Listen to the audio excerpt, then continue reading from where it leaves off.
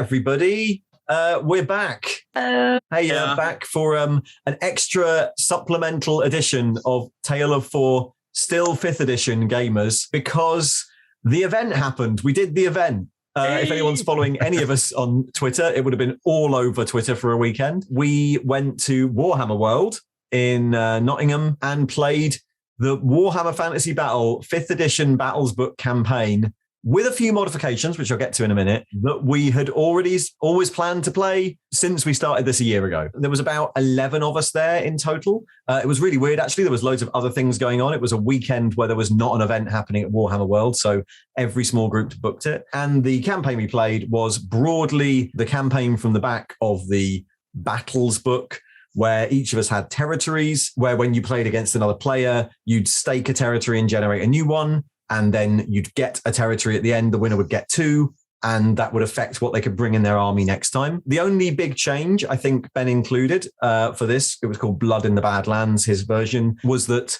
if you rolled a double when generating your territory, you would generate a Doomstone, and whoever had the most Doomstones at the end would win the campaign. So yeah, we got in, I guess each of us got in around 4 games over the weekend, 2 on each day. Didn't push ourselves too hard because there was no need to. We weren't fighting for tournament points or anything like that. Did everyone have fun? Yeah, it was good. Yeah. Really good fun. Russ, how was your weekend of campaigning with your Chaos Army? Yeah, it was good fun. Had 4 really fun games. Lost the first 2. First game was really good fun. It was also really annoying because Luke brought a Chaos Army with many of the same models as mine, but his looked nicer, so I was really cross and didn't like it very much.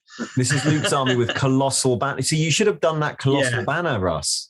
Yeah, you know what? As soon as I saw his banners, I was like, I really wish I'd found the time to finish sculpting the one that I was doing.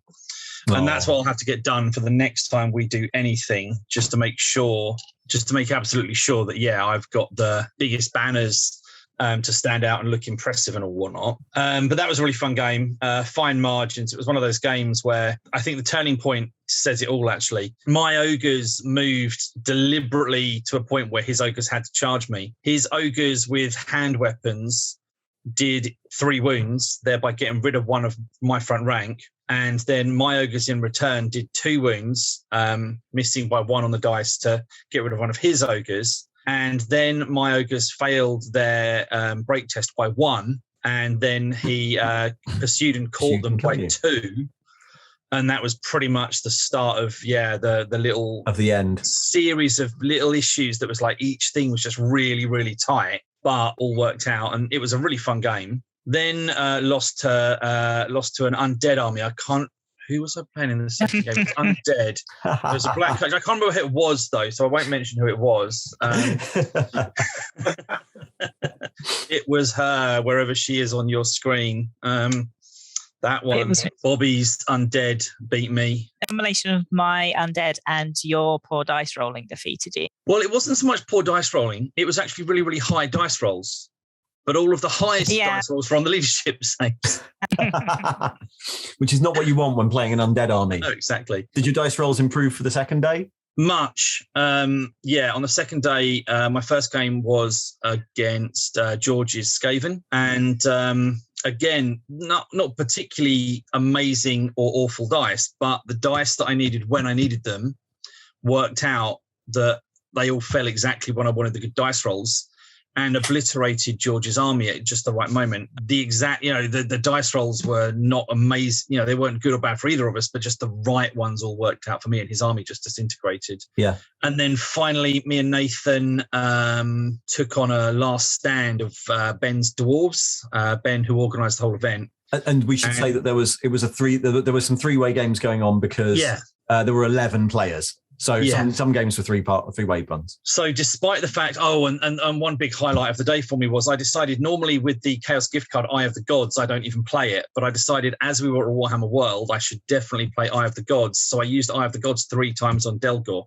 Twice he turned into a Chaos Spawn because I rolled a 1 twice.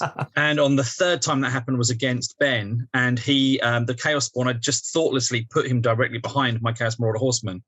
So the Spawn proceeded to march straight into my Chaos Marauder Horseman and take himself and them out of the entire game. There was a Dwarf Steam gyrocopter that crashed into Nathan's level 3 sorcerer and killed it instantly.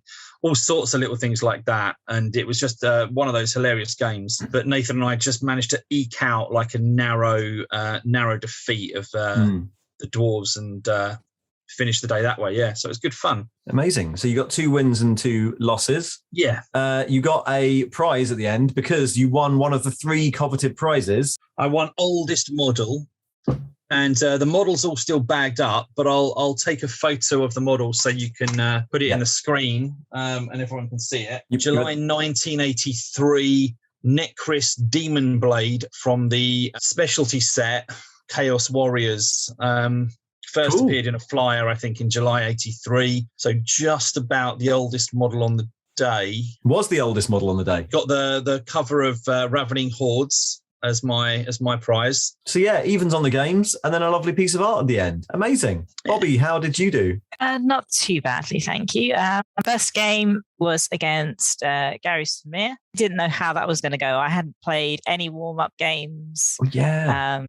So yeah, it was interesting trying to play an army when I didn't have the first clue of how it was going to work out. The dragon, I got dragoned. I think that happened to a lot of people over the weekend. It was a very, very good game. I had a lot of fun. How did the second game go? Second game, as we were saying, was against Russ. Oh yeah, and his Chaos army, which was I hadn't done any tweaks to my army list. I was just playing exact same forces, winning in the morale checks mostly, and just overrunning things. Which is what you want from an undead army, really. Yeah. Oh yeah. When you can't fall back and they have to fall back lots, and just some very lucky pursuing rolls, and my bats that wouldn't die against a much superior force of Marauder horsemen, which just kept them from crashing into the back of one of my regiments and really like saved my army in a little way. And I'm fine with it. I'm absolutely fine with it.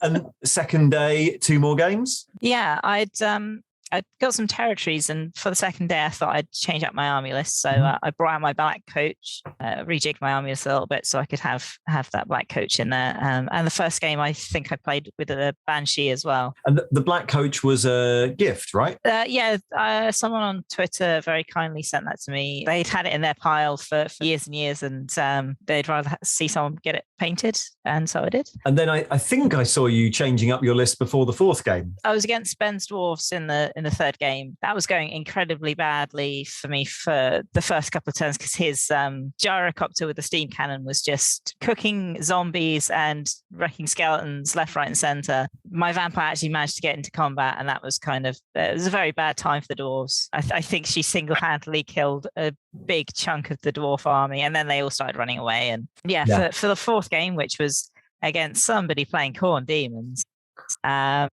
I changed things up again because I realized that you were going to be much more effective against my ethereal units. So I took them out and put some undead wolves in there. Not that they did that much in the game, but they were there. Yeah. And that was a very tough game. Very much struggled to do any damage to the demons. High weapon skill and good saves against my very, very piddly little zombies and skeletons. Oh. It was like the worst loss I think I had the whole weekend was getting nearly completely tabled, and you'd only had a single bloodletter off the table at the end of the game. Yeah, I'll get into that when I get to me, but yeah, I did better than I expected at this. But you did manage to make my bloodthirster run away. I did make your bloodthirster run away once, which was about the best I did against your army. And yeah, but otherwise a fun weekend. Yeah, fun weekend, and 2 wins, 2 losses is not the worst I could have done. Great to hear it. That's so both you and Russ are on 2 wins and 2 losses. Gary, I think you did quite well though. Yeah, so I played 3 games and I won all of them. So that was good.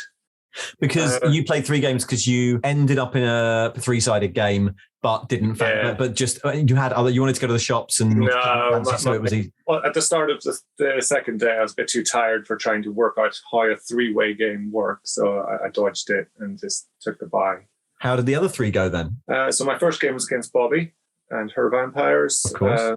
Fire with the undead. Yeah, it was a big battle line. It was a big sort of slog in the middle. Her graveyard was cutting through the middle. Dimmer squared off against zombies, which was quite a sort of slow, unending thing. And then the bats come in from the side. and started winning the combat. So I was taking, I think it was like 3 or 4 rounds of morale checks because they were winning by 1 or 2 of the rank bonuses and the extra wounds. And then the dragon just started eating things. And this is a new dragon, isn't it? Yeah, I brought an ice dragon, like the white dragon. I wanted one with a smaller base. And when I painted the first one, I didn't know what a green dragon did. And given the choice, I would have done a white one. So I painted a white one for the event. Second game? Second game was against Nathan's Dark Elves. Yep. Really beautiful army. I voted for that army as my favorite of the event. The dragon, when it started to do the damage, won it in the end. You know, the Fimmer and the Ogre seem to hit up as a solid battle line, hold things enough for the dragon to do its work along the back and then swing back in to clean up. Having a big solid block that doesn't do a lot but just holds the line where you want it is kind of what happens. I had a similar thing with mine, actually. That was a similar way in which my army works. You did one more game on the second day then? Yes, I played George's Skaven. And again, it was a really fun game to play. I completely ignored the Doom Wheel, didn't realize what it did. That was a mistake. It was planted all the way over on the flank. I said, yeah, I'll get to that later. And the poison bomb glowbaters, they sort of these little rats that sit at the side chucking, they were really, really efficient. George said that he made the mistake of telling me in advance that in his other 2 games, they were the thing that had done most of the damage to his opponents. Right, yeah. So, yeah, they were like on my mind from the very start of the battle thinking, stay the hell away from them and kill them before they get near me. And yeah, just about avoided them doing the same to me as I think they did to everyone else. They did their attacks, thankfully, in the shooting phase, so they didn't actually swing the combats, but they were something that wounds in. And then, so if he could throw a couple of those in, soften up an ogre, then he only had to nick another wound to remove one off the front rank. Yeah. So they weren't quite killing an ogre turn, but they were taking 1 or 2 wounds, softening it up enough. And I thought, it's all going to go downhill from here. But what I was able to do was freeze one squad so it couldn't move and do anything, eat the other squad, and then turn around and go after the other squad that was left. So, using your dragon's breath weapon to its... White dragon for the win, yeah. You don't need to get a dragon. Why do Warhammer if you're not going to get a dragon? That's what I was saying from the start. It's all about the war machines and dragons. But yeah, otherwise three games, 3 wins. Yeah, all that practice paid off. So I turned up to this. I played a couple of warm-up games and I'd won the one. I think I played 4 warm-up games. I'd won against you and Russ, and then I lost against Russ and Nathan the minute they actually started like picking the right magic items and things. Because my army's really small, and if you can kill the bloodthirster, there's not much left. So I went into this not expecting to do that well. I knew that I had a tiny little army, which was very vulnerable to shooting and things like that. And I knew that other people had much bigger armies than me. Yeah, it turns out bloodthirsters are really, really scary. The big thing that I had this time, which I had never played with before, was what I called the Chaos Bullshit deck, which is the Chaos gift cards. I rolled quite highly for all of them. I always got Boon of the Gods, which is the one that, because my army's all 1 mark, gave everyone in the army +1 armor save. And then I had taken a standard of shielding just because I was trying to calculate the right points value, and it seemed good, which of course meant that my main Bloodletter unit ended up being 2-up armor save. I really wish I hadn't given you that Chaos gift. Yeah, the Chaos gift deck, when you roll the first game I rolled like 10 gifts, and it just piles this stuff on to give you a bit of an advantage when you've only got a small army. So I played 3 games as well, like Gary. First game was against Paul and his Orc and Goblin army, which was absolutely massive. I was terrified. It was his first game, like Bobbie, it was his first game since being a teenager. We randomized the setting and we got flank attack, which means all of his Wolf Riders ended up coming in halfway through the game. I think that was a benefit. The very first thing that happened in the game is that he fired his rock lobber, had a misfire and blew the thing up. So that sort of set the tone. And then kind of the same thing happens in every game. My Bloodthirster jumped over there. Half the army ran away. The Bloodthirster then waded in and killed things. He had a Goblin Lord with the Crown of Command, which made that take a while to kill a big unit of goblins. I wonder if his whole army had started on the board at the start, that if that had been different or if just more things would have run away. I'm not sure, but I ended up with a pretty decisive win on that. I then couldn't play the second game on the Saturday because I had to go and do some work. I had to go to work. So Sunday I came back and I played Willard's High Elves, which was like a classic plastic spearmen and archers high elf army with a general on a chariot and a unit of Shadow Warriors, including a wizard that was moving mountains around to try and squash you. And I spent the whole game narrowly avoiding being squashed by mountains. Bloodthirster charged his general, which was on a chariot. So that's usually quite safe because you have to randomize where the hits go. But I rolled quite well and managed to kill the general in the first turn of combat, which of course meant that half the high elves ran away or started running away. And then even though they're quite high leadership, by the time my demons caught up, you just take so many, every time the demons charge you, fear check. Every time you then lose, break check. If you're braked and then someone charges you, another break check. It just piled up and half the army ran off the board. It feels like the Bloodthirst is terrifying, but there was a bit of a problem with positioning monsters like that. Like if you jump them to the wrong place, they end up not being able to see anything in their arc to charge. So there was a bit of an issue there, but basically same thing happened. His army ran off the board. I scared them away. And then my final game, as you know, was against Bobbie. I thought this would be a difficult one because her army doesn't run away, but also it's very slow. Although a lot of our combats got quite bogged down, I think mostly it was just difficult to hurt the monsters. I got bogged down in combat against the Black Coach. The Bloodthirster got scared away by a vampire, but I think in the last turn of the game, I managed to charge and kill the vampire. Killed the vampire, but I managed to have the escape card sat ready. So she just disappeared and reappeared somewhere else. Well, a lot of my units had to spend the whole game trying to avoid Curse of Ages, which would have killed them straight out. I got bogged down with endlessly repeating units of zombies that just kept on coming back and kept on coming back. But yeah, I think in the last turn of the game, the tide sort of turned a bit. Yeah, I could have got a little bit luckier with the Winds of Magic and you not having quite so many dispels. I think that's about the only way I would have won that. In the second game, the one against Willard, it turned out we found, in our territory we were rolling for, we found a Doomstone.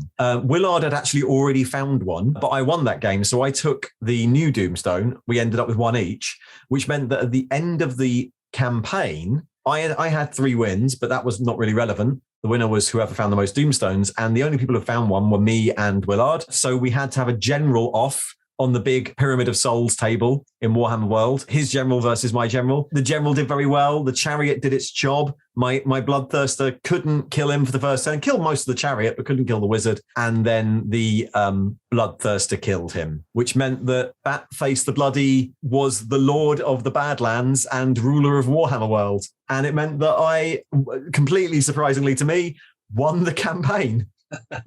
Hey, yay!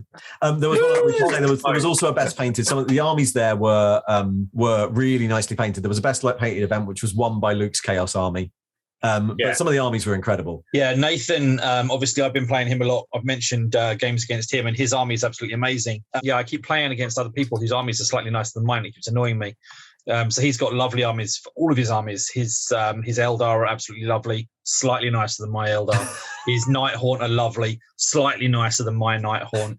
Then I played Luke, who, his Chaos was amazing, slightly nicer than actually a lot nicer than my Chaos. Looking around at a lot of the other tables, even at Warhammer World, you see a lot of grey plastic and stuff. And it's just really nice to have an event where all of the armies felt like you were fighting against like a deliberate sort of something that should be in photos in a magazine type army, I really enjoyed playing 5th edition. I don't know how you found this, but we talked before about things like mental load and difficulty of learning games. It's just a lot easier. Like way easier. There's basically you've got your units and you've got some magic items and spells, and that's it. 30 to 60 models. Obviously, the fact that they move in regiments means there's just a lot less to do in every turn. I found, which I don't remember from my childhood because I guess we have more heroes and less regiments, but I found the rules about moving and turning regiments made it feel a lot more like a game than 40k does.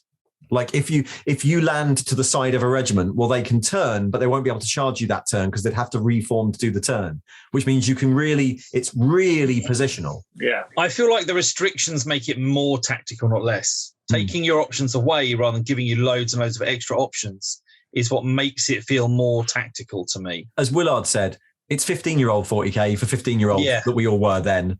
And you've got to play it like that. So there were silly combos. There were ridiculously stupid there's special items that you can combine with other special items, but none of it can turn a game. There's a lot of very odd specific rules that be like, what's going on in this situation? Have to look it up in the book because it's the first time it's happened in any of the games that day. A lot of the time that those weren't game breaking things, I found in a lot of games it was just down to dice rolls. It was a very swingy. It's a very swingy system based on what the dice say, which I quite like. And the magic let you down in our games, and in quite a few. I was going to say though, what you said about the dramatic moments. Like I said about Delgor, that's why I did it. It's almost like kind of knew before I rolled the dice that Delgor was going to turn into Spawn a couple of times. But it's, it's kind of the event you're at that you kind of just felt it. It's more memorable that he turned into Chaos Spawn twice than if I just hadn't played the card. In fact, it's more memorable than if I'd rolled 6s and he got an extra wound like he did in one of the 3 games. Okay, I'm complaining about it, but it's a fun thing to complain about rather than a bad thing to complain about. It's like, Delgor turned into a Spawn twice. Yeah. It's actually quite memorable and funny. And I think the game forces you then to not take it too seriously. But also there's something quite nice about the fact that, it's swingy based on dice rolls and there's limited things you can do to stop that. But weirdly, every army felt roughly the same power as each other. And it's an interesting game design question, isn't it? Because at the moment in 40k, there's a lot of things you can do to mitigate your chances of losing. You could build an army that's very efficient and mitigates, it rolls so many dice that it sort of stops itself being too random. But also, you could turn up and just lose before you put the army on the table based on what you bought. And I felt in this, like, there was no one I fought where I thought I'd won or lost based on what I bought. Like, all the armies felt, pretty equally powered. Don't know. I had a couple of games, especially against like Ben's Dwarves, where the first 2 turns where I'm just losing handfuls and handfuls of models and I couldn't do anything in response. I was a bit disheartened, but I end up winning that game. So, and I will say, the flame cannon the flame cannon's an exception. That's overpowered. The flame cannon barely touched me. It was the steam cannon on the gyrocopter that was really hurting me. There's certain things that, it's like you need a plan to deal with certain things. Unfortunately, my plan was normally Delgor, and Delgor didn't work. But that gyrocopter is lethal. Even when it crashed, like the damn thing crashed randomly, however many D6 inches, straight into Nathan's sorcerer. And it's like, oh God, even when the thing dies, it takes out even more of our forces. Regarding Bobbie's point about the weird little rules, they're little things like that will come up and you'd be unsure exactly how interaction works.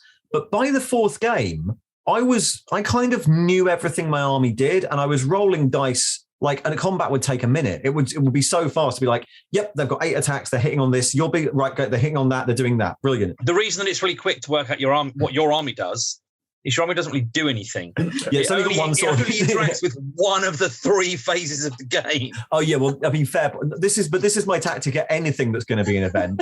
Bring an army that doesn't play half the game, then you can finish the game in a sensible time and go to the bar. Yeah, I'm skipping this phase. Yeah, no magic, no shooting for me, and barely any psychology. I announce my shooting phase every single turn of every single game. So, and now it's my shooting phase, and now it's my magic phase. Just so I don't forget it when I actually have a shooting phase eventually at some point in the future. I think it was a bit lucky as well that I didn't come up against a massively shooty army. The closest I got was High Elves, and they had like 2 squads of 10. I don't know how I would have done against the flame cannon. If you were against the flame cannon, your turn 2 was killing it with your bat face. Well, I think this is actually one of the things. So obviously, the Bloodthirster did a huge amount of work, either killing generals or scaring things off. That was mostly it. But I do wonder, me and Gary did really well. And we're both the ones who have a giant flying monster that's like a useful, like, Swiss Army knife, isn't it? Yeah. If you go into battle against a big character, you've got a good chance. You're probably going to kill a load of a unit.